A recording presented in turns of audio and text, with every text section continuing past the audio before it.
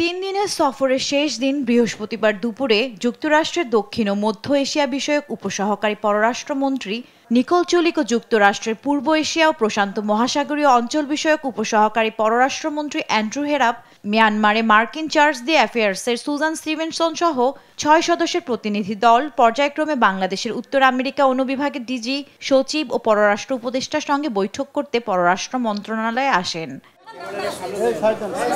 বৈঠক শেষে সংবাদ সম্মেলনে পররাষ্ট্র সচিব জানান, যুক্তরাষ্ট্রের শুল্ক নীতি পুনর্বিবেচনার জন্য মার্কিন প্রতিনিধিদের অনুরোধ করা হয়েছে।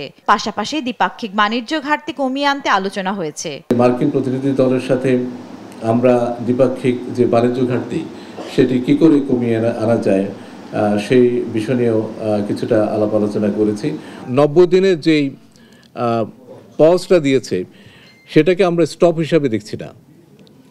সে 90 দিনের পজের মধ্যেই আমরা কি করে এই যে নতুন বাস্তবতার প্রেক্ষিতে আমাদের দেশের ভেতরে যে সমস্ত স্টেকহোল্ডার আছেন তাদের সাথে কথাবার্তা বলে একটা পথ বের করতে পারে, সেটা নিয়ে আমরা সময়টা ব্যয় করব। তবে বৈঠকে সবচেয়ে বেশি জোর দেওয়া হয়েছে রোহিঙ্গা সংকট সমাধানের উপর। ইউএসএইডের যে সহযোগিতা সেটার পুনর্বিবেচনার কথা বলেছি। বিশেষ করে স্থান পেয়েছে রোহিঙ্গা প্রত্যাবাসন।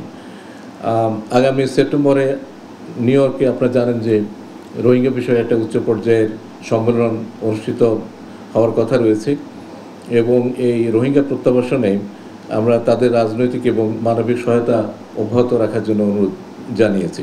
এছাড়াও সংস্কার কার্যক্রম, জাতীয় নির্বাচন, ইউএসএইড পুনর্বিবেচনা সহ স্বার্থ সংশ্লিষ্ট নানা বিষয়ে আলোচনা হয়। তবে বৈঠক নিয়ে কোনো মন্তব্য জানায়নি মার্কিন প্রতিনিধি দল। জান্নাতুল মোহনা, দেশ টিভি, ঢাকা।